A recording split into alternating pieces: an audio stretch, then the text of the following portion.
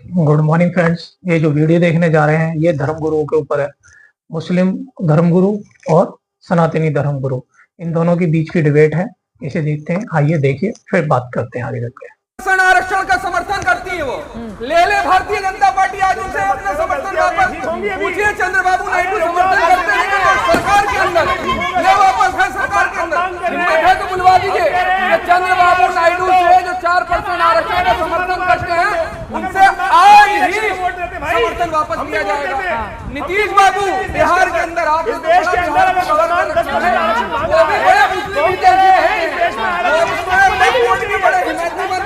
और यहाँ अधिकार थोड़ी में दे दिए जाएंगे वक्फ बोर्ड को।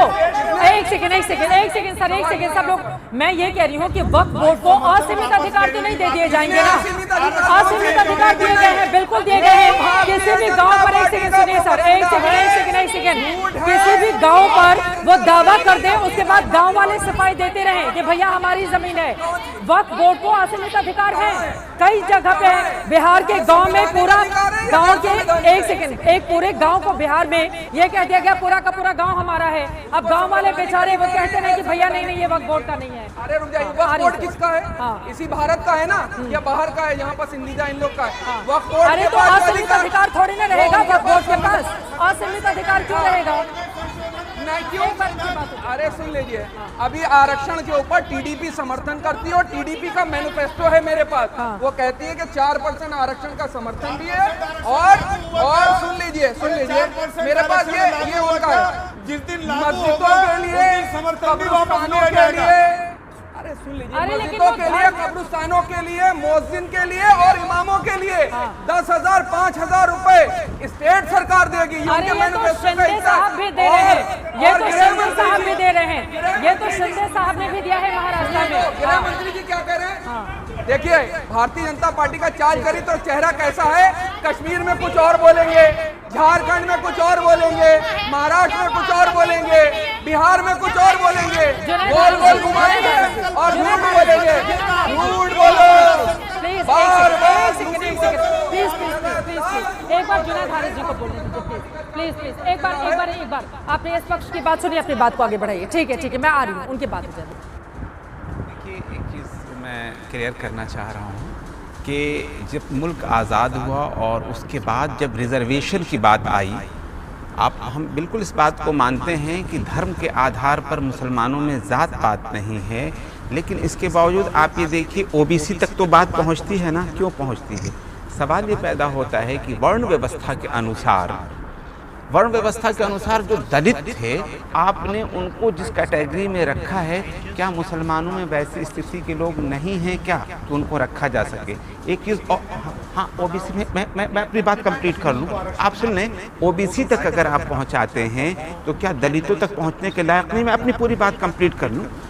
अब वर्ण व्यवस्था के आधार पर जिन लोगों को रिजर्वेशन दिया गया, मैं उन रीजन्स के अब नाम लेने जा रहा हूँ जिनके पास वर्ण व्यवस्था नहीं पाया जाता। जैसे बुद्धिज्म, महात्मा बुद्ध के द्वारा जो शिक्षा दी गई है उसके अंदर वर्ण व्यवस्था की कोई जगह नहीं है। और ऐसी सूरत में संशोधन हुआ और उनको भी अगर कोई हिंदू, दलित, बौद्ध हो जाता है तो उसका रिजर्वेशन बाकी रहता है। ठीक इसी तरह से अगर कोई व्यक्ति सिख हो जाता है तो उसका भी रिजर्वेशन बाकी रहता है। लेकिन अगर उसी कैटेगरी का कोई व्यक्ति मुसलमान या क्रिश्चियन हो जाए तो उसका रिजर्वेशन छीन लिया जाता है। क्या समाजी स्तर पर ये कांग्रेस पार्टी को कहना चाहिए, संविधान सभा से गलती हुई, हम सत्ता में आएंगे तो ये संशोधन लाएंगे। सर, ये सारे के सारे सनातन धर्म के उपांग हैं। ये सारे के सारे इनकी मरना और जीवन की जो अंतिम क्रिया है वो बराबर है, बिल्कुल सेम है। लेकिन जहां बात की जाती है तो संविधान परिषद में इसके बारे में अरे पढ़ो जाके, संविधान के अंदर बात की जाती है। आप मानने के अंतिम क्रिया है और 10% आरक्षण है। यूनिवर्सिटी में नियुक्तियां होगी तब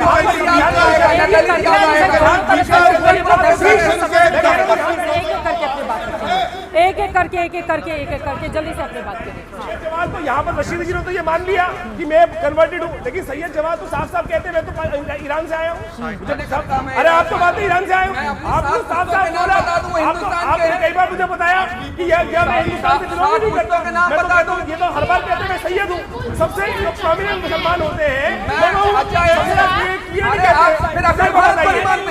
ठीक है, अखंड भारत का समर्थन नहीं करते, अखंड भारत को नहीं मानते, अखंड भारत को मानते। एक सेकंड बोलिए। एक बार वो बहुत देर से कुछ बात करना चाह रही है, प्लीज। मैं आ रही हूँ। ये जो कह रहे हैं एक मिनट, इस्लाम आया कहाँ से? ठीक है सर, अपने बारे में एक एक करके मैं जल्दी ये से। कहती हूँ, इस्लाम आया कहाँ से? इस्लाम आया वहाँ से, अरब कंट्री से, और आके यहाँ पे सुनिए, एक मिनट आप लोग बोल रहे थे, नहीं बोल रहे थे। अब जब बारी आई सबकी जनेऊ उतारने की, जब जनेऊ उतारने की बारी आई तो टोपी और पजामा पहन लिए। दूसरी बात, आप लोग जो दावा कर रहे हैं कि सनातन कुछ है ही नहीं, भगवान राम की ये जन्मभूमि है, ये आप देखिए,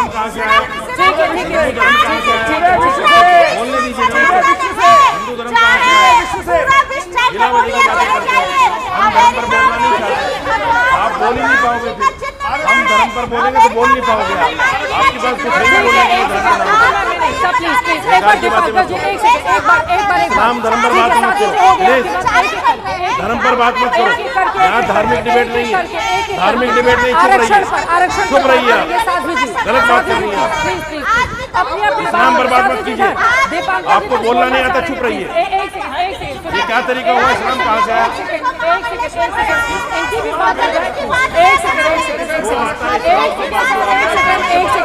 दीपांकर जी को बोलने दिया जाए, प्लीज। दीपांकर जी को बोलने दिया जाए, प्लीज। एक सेकंड प्लीज। कृपया शांति। एक सेकंड, साध्वी जी प्लीज मेरे सवाल का जवाब दीजिए, प्लीज। मेरी बात आप लोग मानेंगे, प्लीज। ये तरीका नहीं हो सकता है, प्लीज। साध्वी जी प्लीज, इस्लाम पर क्यों बात कर रही हैं आप? साध्वी जी, आप चुप रहिए, इस्लाम को नहीं जानती आप। साध्वी जी चुप रहिए, अरे तो आप सरकार को चुप रहिए, आप चुप रहिए, नियंत्रण बिल ठीक है, प्लीज। साध्वी जी प्लीज, एक सेकंड। आप मेरा टाइट फ्रेम दिखाएं। किसी की कोई ऑडियो इस वक्त स्क्रीन पे हमारे दर्शक नहीं सुन रहे हैं, प्लीज। ये तरीका नहीं हो सकता, ये तरीका किसी की आवाज नहीं जा रही है, किसी आप चुप कराइए प्लीज। साध्वी जी प्लीज, ये तरीका नहीं हो सकता है ना। एक सेकंड सुनिए, एक सेकंड यहाँ पर प्लीज। साध्वी जी प्लीज, एक सेकंड सुनिए।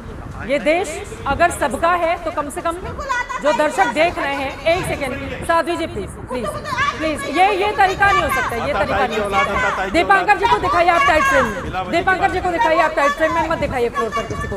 दीपांकर जी, अब सनातन बोर्ड की जरूरत क्यों चाहिए? वक्फ बोर्ड का आप लोग विरोध करते हैं और आपको चाहिए सनातन बोर्ड, क्यों चाहिए?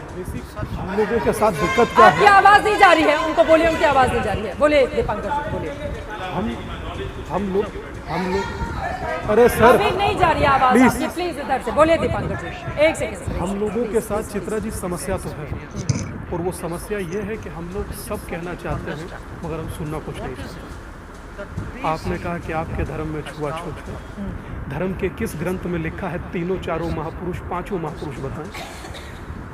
अगर आप धर्म के लेट मी का वर्णन है कि नहीं रामचरितमानस में? शूद्र का वर्णन है कि नहीं रामचरितमानस में? बोलने दीजिए ना, शूद्र का वर्णन, एक बार उनकी बात हो जाए। सब बताएंगे, एक बार दीपांकर जी को सुन लीजिए, एक बार दीपांकर जी को प्लीज। आप ही के पक्ष के हैं महाराज जी, प्लीज। चित्रा जी, एक सेकेंड, अगर इनको भी थोड़ा मौका अगर आप लोग दे दीजिए तो वो बोल लेंगे, प्लीज। चित्रा जी, मैं बहुत प्रमाणिक कह रहा हूँ, किसी धर्म ग्रंथ में ना तो गिराने का, ना छुआछूत का, ना जाति का जिक्र नहीं है। 1900 लेट मी कंप्लीट, मैं आप ही की बात का जवाब दूंगा। 1931 में British census commissioner Herbert Risley ने कहा था, जिसका ठोडी ऐसी वो उच्च जाति, जिसका माथा ऐसा वो उच्च जाति, जिसकी गर्दन ऐसी वो उच्च जाति, जिसके कंधे ऐसे वो उच्च जाति। ऊंच और नीच हमने आज तक नहीं किया, माली ऊंचा या तेली, सुनार ऊंचा या लोहार, ये हमसे कह रहे हैं, कह देने में कोई आपत्ति नहीं।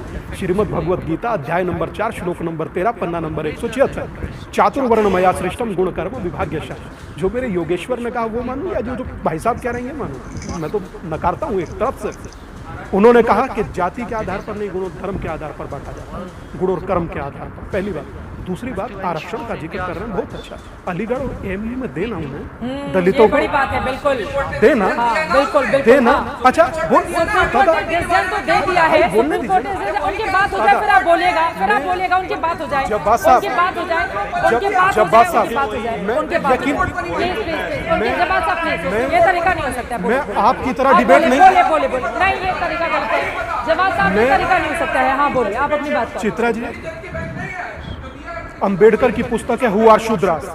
शूद्रास के चैप्टर नंबर 1 और पैराग्राफ नंबर 3 में लिखा है कि जिस शूद्र का जिक्र वेदों में है, उस शूद्र का किसी जाति से लेना देना नहीं है। अंबेडकर के बारे में हमें बता रहे हैं। दिक्कत क्या है? दिक्कत क्या है? इन्होंने पुस्तक वो नहीं पढ़ी, इन्हें पढ़नी चाहिए भारत और पाकिस्तान का विभाजन, पन्ना नंबर 104, पन्ना नंबर 105, उसके बाद ही अंबेडकर जी पर बात करें। और भाई साहब, एक वो जो उधर देख रहे हैं मोबाइल, उन्होंने बड़ा रोचक शब्द कहा, अगर अंबेडकर जी ने भी गलत किया तो उसे ठीक किया जाएगा। अब सोचिए कि हम लोग अंबेडकर जी को ठीक करने के लिए यहाँ नहीं बैठे, बिल्कुल बिल्कुल सही, वो शिरोधार्य हैं। हाँ, जब्बार साहब से पूछना चाहिए कि कांग्रेस ने अंबेडकर साहब के साथ धोखा क्यों किया? आप ये बताइए सर। आपको हम जवाब दे रहे हैं। आप हमें जवाब नहीं दे रहे। अंबेडकर साहब जो थे, जिन्होंने संविधान पूरा लिखा, वो कौन थे? और कांग्रेस ने उनको कहां से कहां तक रखा हुआ था, आपको नहीं पता है? और आप बता दीजिए।